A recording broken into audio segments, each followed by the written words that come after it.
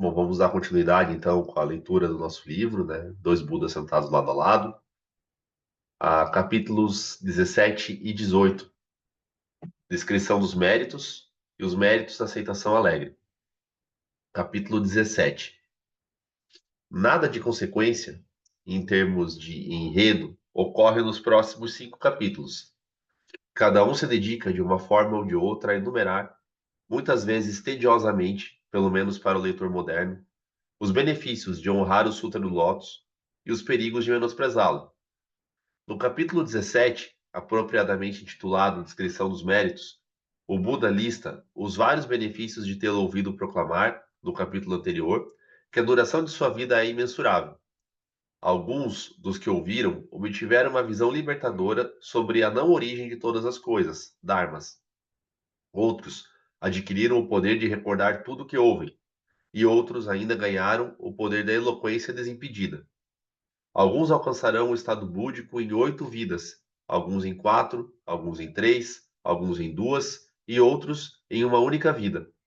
A aspiração pelo budismo foi despertada em incontáveis outras.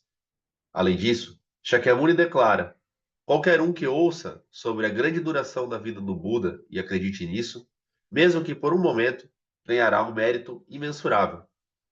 Tais pessoas não precisam construir estupas, um ato exaltado dos capítulos anteriores, porque o fato de terem aceitado o Sutra do Lótus é a prova de que realizaram inúmeros atos meritórios desse tipo em vidas passadas. No entanto, onde quer que um pregador do Dharma recite um único versículo do Sutra, lá um estupa deve ser construído. Os benefícios também são enumerados para aqueles que ouvem o Sutra do Lótus depois que o Buda passou para o Parinirvana e não o menosprezam. Isso pode parecer estranho, dado que no capítulo anterior o Buda declarou que não passará para o Parinirvana, uma declaração que ele reitera aqui em uma passagem famosa, dizendo que ele sempre reside no pico do Abutre, juntamente com os grandes bodhisattvas e Shravakas, ensinando o Dharma à Assembleia. Pode-se dizer que o Sutra do Lótus funciona aqui em 2 níveis, referindo-se tanto ao Buda histórico celebrado na tradição budista primitiva, que passou além do alcance para o Nirvana final, quanto ao Buda primordialmente desperto, que está sempre aqui para aqueles que abraçam o Sutra do Lótus. Capítulo 18. Mais benefícios para os fiéis são descritos aqui. Novamente, benefícios para aqueles que se regozijam no Sutra do Lótus e o ensinam a outras pessoas depois que o Buda passou para o Parinirvana. O artifício literário padrão dos sutras budistas é fazer referência a algum grande ato tradicional de criar mérito, como um vasto presente para o Sangha ou a construção de um stupa, e então explicar que, na verdade, o mérito de tais feitos é uma mera fração daquele acumulado para aquele que realiza o ato favorecido daquele sutra em particular. Neste caso, todos os feitos meritórios tradicionais empalidecem em comparação com ouvir um único verso do Sutra do Lótus e recebê-lo com alegria, ou convidar outra pessoa para se sentar e ouvir o Sutra do Lótus. Aqui, o Buda oferece outro incentivo, um pouco mais material, para ensinar o Lótus. Se a pessoa fizer isso e a outra pessoa responder com alegria, a pessoa que ofereceu o convite estará livre de todos os tipos e defeitos físicos em bilhões de vidas futuras, incluindo mau hálito, dentes sujos, pretos, amarelos, desalinhados, ausentes ou tortos, lábios caídos, nariz achatado, fino ou torto e bochechas grandes. Além disso, onde quer que nasçam, vida após vida, encontrarão um Buda, ouvirão o Dharma e aceitarão o ensinamento. A primeira parte do capítulo 17 é contada como parte do um capítulo e 2 metades, que constituem a seção exposição principal do ensino da origem. O restante do capítulo, desde naquela época o Buda abordou o Bodhisattva Mahasattva Maitreya, fala dos méritos a serem obtidos após o parinirvana do Buda e, assim, começa a seção de disseminação do ensino da origem. Nichiren baseou-se neste capítulo e no próximo para apoiar sua afirmação fundamental de que recitar Namyo Renge Kyo é a prática apropriada para a era do Dharma final e contém todo o mérito possível. Na verdade, todo o caminho budista dentro de si. Pensadores budistas, ao longo dos séculos, elaboraram vários modelos do caminho como diretrizes para a prática. O budismo primitivo estabeleceu as 3 disciplinas de conduta moral, concentração meditativa e sabedoria, como compreendendo a totalidade do caminho. As escrituras Mahayana estabelecem uma lista de 6 perfeições, paramitas, discutidas abaixo, que os bodhisattvas devem dominar, que adicionam às 3 disciplinas originais as virtudes da doação, perseverança e esforço. Textos específicos enumeram 10 estágios, 41 estágios ou 52 estágios da prática do Bodhisattva. Alguns modelos envolvem estágios sequenciais, em outros, elementos do caminho são cultivados simultaneamente. Com base no capítulo Descrição dos Méritos, Zii enumerou 4 estágios de fé e 5 estágios de prática do Sutra do Lótus. Os 4 estágios da fé são: 1. Despertar até mesmo um único pensamento de aceitação voluntária, também traduzido como fé e compreensão de um único momento. 2. Compreender a intenção das palavras do Sutra. 3. Depositar profunda fé no Sutra e expô-lo amplamente para os outros. E 4. Aperfeiçoar a própria fé e discernimento. Os 5 estágios da prática são: alegrar-se ao ouvir o Sutra do Lótus. 2. Lê-lo e recitá-lo. 3. Explicá-lo aos outros. 4. Praticá-lo cultivando as 6 perfeições. E 5. Dominar as 6 perfeições. Os 4 estágios da fé se aplicam àqueles que vivem na época do Buda Shakyamuni, enquanto os 5 estágios da prática são destinados às pessoas que vivem após o seu nirvana. No entanto, o espírito por trás deles é o mesmo. Dentro desses 2 modelos do caminho, Nichiren se concentrou no primeiro estágio da fé, despertando para a fé e a compreensão de um único momento, e no primeiro estágio da prática, regozijando-se ao ouvir o Sutra do Lótus. Mas a que nível de prática correspondiam essas etapas?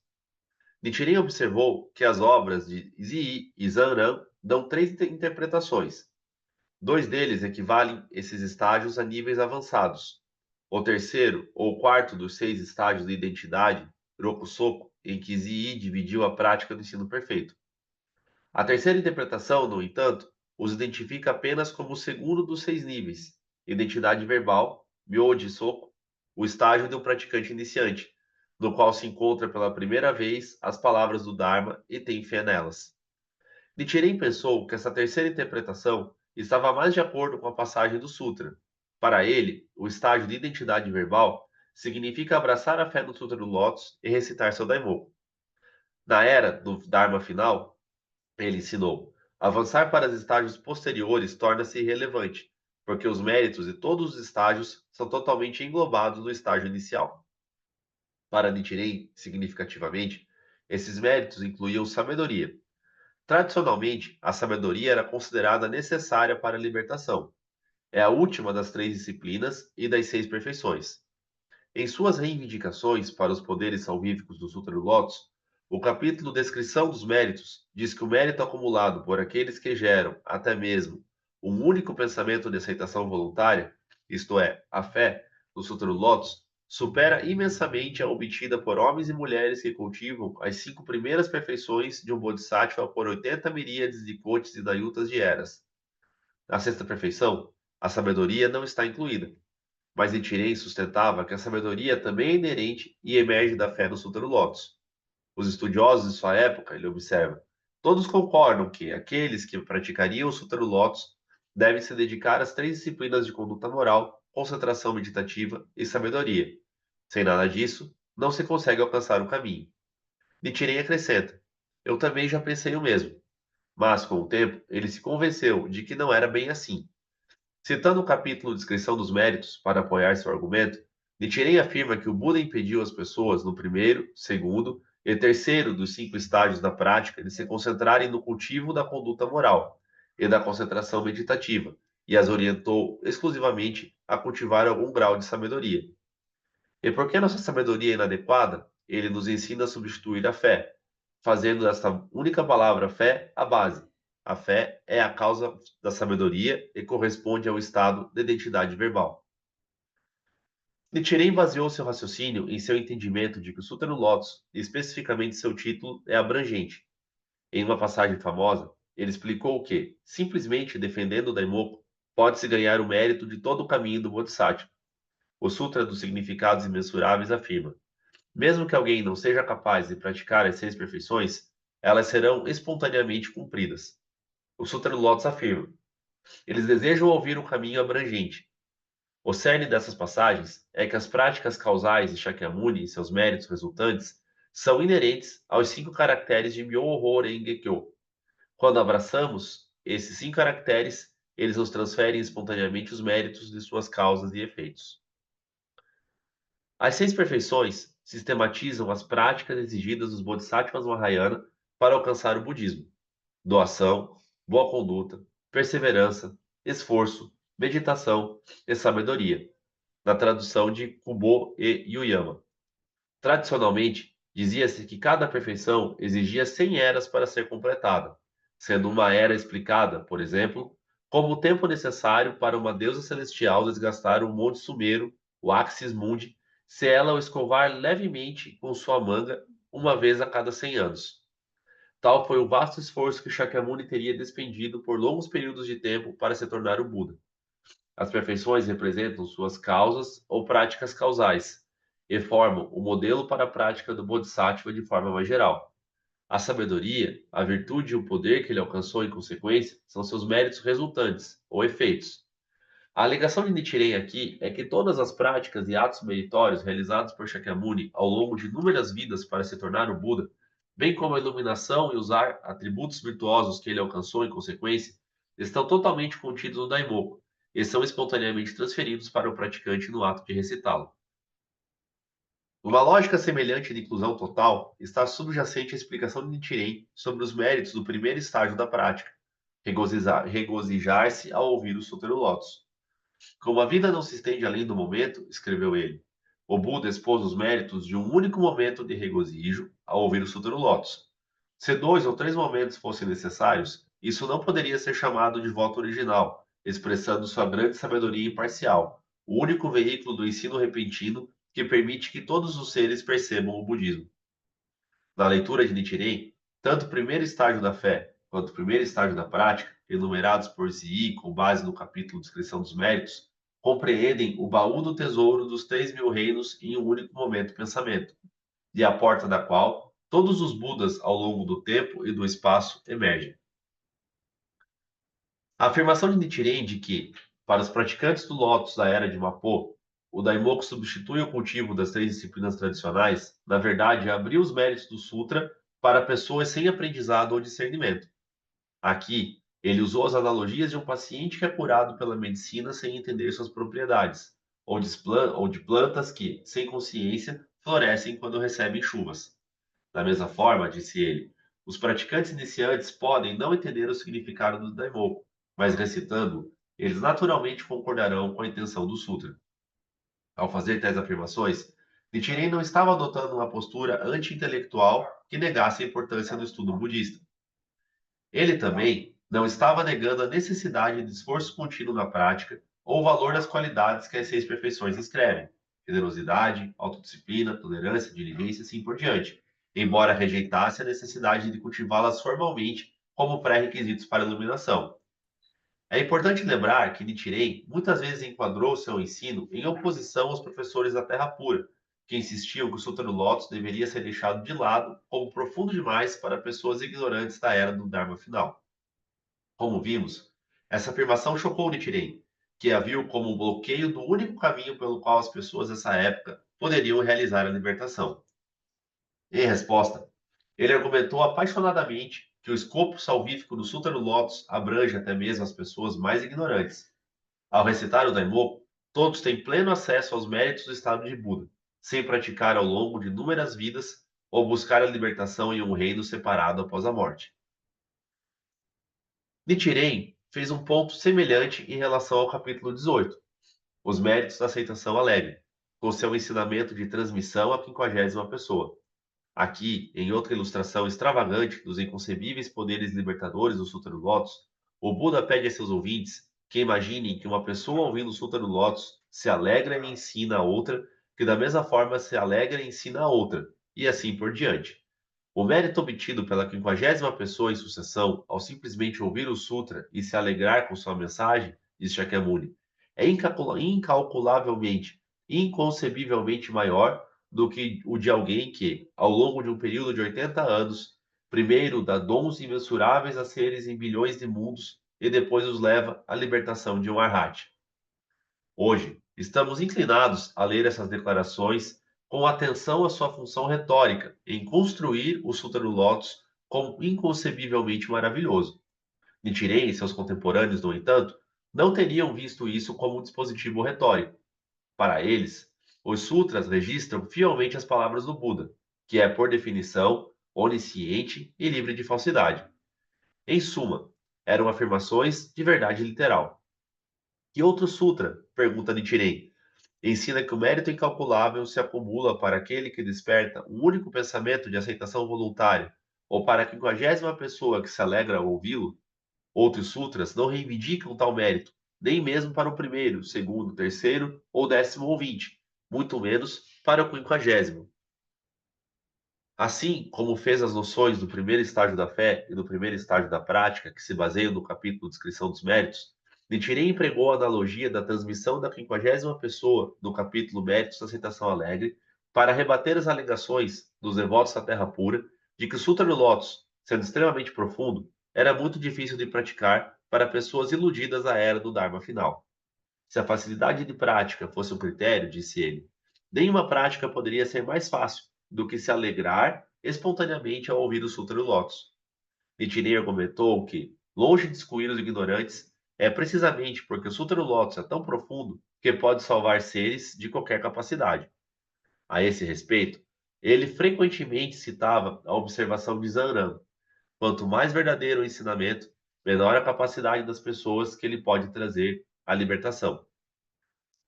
Por mais limitada que seja a capacidade de uma pessoa, essa pessoa é enobrecida por sua prática do Sutra do Lótus. Portanto, escreveu Nichiren, seus seguidores não deveriam ser desprezados. Se olharmos para seu passado, eles são grandes bodhisattvas que fizeram oferendas por 8 bilhões de eras a Budas numerosos, como as areias do rio Hiranyavati e Ganges.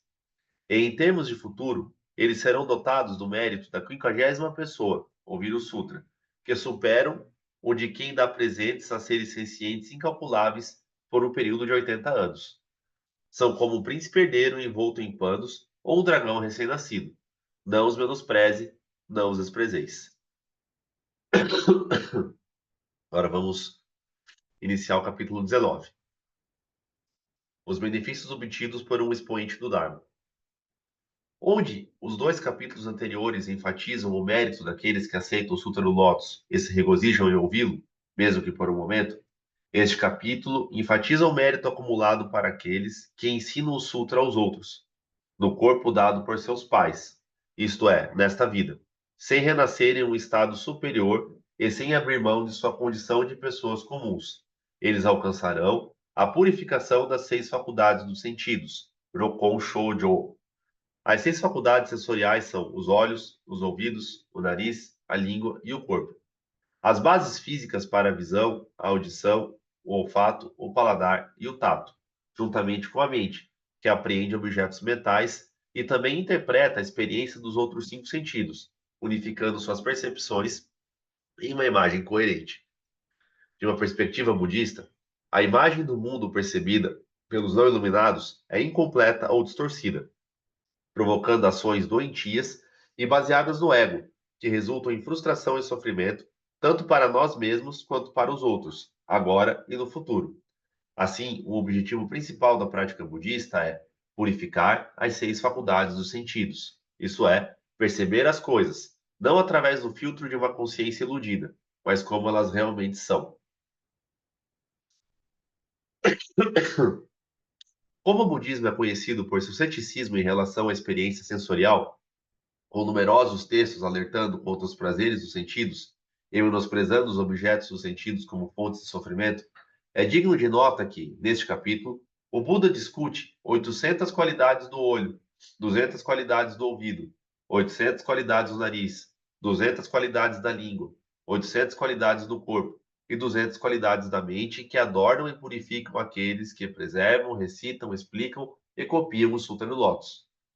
Embora essas centenas de qualidades não sejam numeradas individualmente, o capítulo não deixa de ser uma fascinante fantasia dos sentidos. Por exemplo, tais devotos podem ver todo o cosmos do inferno mais baixo até o cume do universo e perceber as causas e os efeitos dos feitos de todos os seres nascidos lá. Eles podem ouvir os sons e as vozes de todos os seres do universo. Eles podem cheirar todas as fragrâncias e identificar o cheiro de todos os seres humanos, animais e plantas, mesmo a uma grande distância. Eles podem sentir o cheiro de tesouros enterrados no subsolo. Eles podem sentir o cheiro se uma mulher está grávida ou não, e, em caso afirmativo, o sexo da criança, e se ela dará à luz facilmente a uma criança feliz. Tudo o que sua língua tocar terá gosto de néctar divino, e eles falarão com grande eloquência. Seu corpo será tão puro quanto o lápis lazuli claro, e todos os seres do cosmos, bem como seus estados, serão refletidos lá. Suas mentes serão tais que derivarão um significado imensurável de um único versículo. Tudo o que ensinarem será marcado pela verdade, e conhecerão as mentes de todos os seres do universo. Nichiren não comenta extensivamente as 6 formas de purificação sensorial, mas em uma carta ele aborda longamente uma passagem do capítulo Benefícios Obtidos, na seção que discute a purificação da faculdade mental. Se eles, os expoentes do Lotus, ensinarem as obras sobre assuntos mundanos, tratados sobre ciência política ou empreendimento, tudo isso estará em harmonia com o verdadeiro Dharma. Isso significa, diz Nichiren, que o Lotus toma dharmas mundanos ou fenômenos como compreendendo imediatamente todo o Buda Dharma, uma característica que ele via como distinguindo de outros sutras. Os sutras pregados antes do Sutra do Lotus sustentam, em essência, que todos os dharmas são produzidos a partir da mente. Para ilustrar, eles dizem que a mente é como a grande terra, enquanto as ervas e árvores que crescem a partir dela são como os dharmas. Não é assim com o Sutra do Lótus. Ensina que a mente é ela mesma a grande terra, e a grande terra é precisamente as ervas e as árvores. Os sutras pregados antes dizem que a clareza da mente é como a lua e que a pureza da mente é como uma flor. Não é assim no Sutra do Lótus. Ensina que a lua é a mente, a flor é a mente. Mas qual a diferença entre as duas perspectivas? Quando o budismo foi transmitido para a China, o conceito Mahayana de todas as coisas como vazias de existência fixa e independente e, portanto, mutuamente interpenetrantes e não duais, parecia ecoar as noções chinesas indígenas de um cosmos holístico no qual todas as coisas estão interrelacionadas. Esta postura provou ser favorável aos primeiros pensadores budistas chineses. Mas como exatamente o princípio último, em chinês Li ou japonês Li, seja conceituado como vazio, mente ou tal, estava relacionado aos fenômenos concretos ou realidades, de nossa experiência? Alguns professores concebiam o princípio em termos de uma mente única, originalmente pura e indiferenciada, que, refratada através da percepção ilusória, dá origem ao mundo fenomênico, com suas distinções de si e do outro, verdadeiro e falso, sujeito e objeto, bem e mal, e assim por diante. Para usar uma metáfora famosa, a mente é originalmente como a água parada que espelha com precisão todas as coisas. Quando agitada pelo vento da ignorância, as ondas aparecem e a água começa a refletir as coisas de forma distorcida, produzindo a noção de si e do outro como entidades substancialmente reais e, assim, dando origem ao apego, sofrimento e renascimento contínuo no samsara. A libertação está em discernir que os fenômenos diferenciados do mundo não são, em sua essência, diferentes da única mente e, portanto, originalmente puros. Dessa perspectiva, o propósito da prática budista é dissipar a ilusão e devolver à mente a sua clareza original. Essa ideia desenvolveu-se especialmente dentro das tradições Huayan, em japonês Kegon, e Chan, que em japonês é Zen. Esse modelo explica princípios e fenômenos como não duais, mas não os valoriza igualmente. A mente única é original, pura e verdadeira, enquanto os fenômenos concretos são, em última análise, irreais, surgindo apenas quando a mente única é filtrada pela ignorância humana. Nessa perspectiva, os elementos ordinários da experiência cotidiana permanecem em segundo nível, como epifenômenos de uma consciência contaminada. Zii denominou essa perspectiva de reino do concebível, compreensível, mas ainda não expressando adequadamente o verdadeiro sentido das coisas. Ele mesmo expressou uma visão diferente, mais sutil. Em uma passagem já citada no capítulo 2 deste volume, ele afirma: se a mente desse origem a todos os fenômenos, isso seria uma relação vertical. Se todos os fenômenos estivessem simultaneamente contidos na mente, isso seria uma relação horizontal. Nem horizontal nem vertical serve.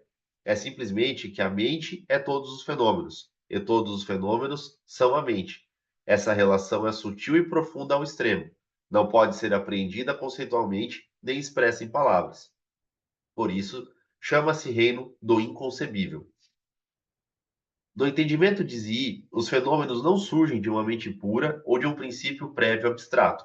Princípio significa que o material e o mental, o sujeito e o objeto, o bem e o mal, a ilusão e a iluminação, são sempre não duais e mutuamente inclusivos. Esse é o aspecto real de todos os dharmas que só os Budas podem conhecer completamente, referido no capítulo Meios Hábeis. Essa perspectiva revaloriza o mundo, não como um reino de ilusão, mas como o próprio locus da iluminação.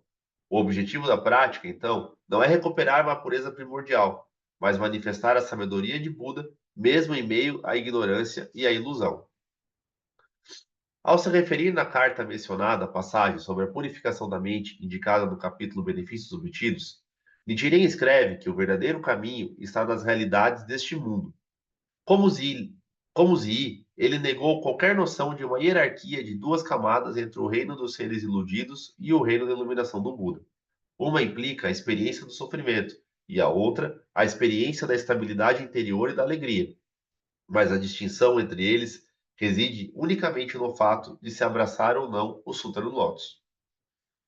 Em outros lugares, como vimos, Nichiren se baseia na inclusão mútua da mente e de todos os fenômenos para afirmar que nossas próprias ações são o que fazem deste mundo um inferno ou uma terra de Buda.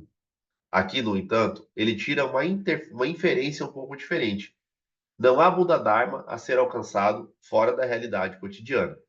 Os assuntos ordinários, sejam eles quais forem, formam a arena da prática, e pela fé no Sutra do Lótus, pode-se trazer à tona a sabedoria e a compaixão do Dharma para negociar todos os assuntos mundanos. Então a gente encerra aqui a leitura de hoje.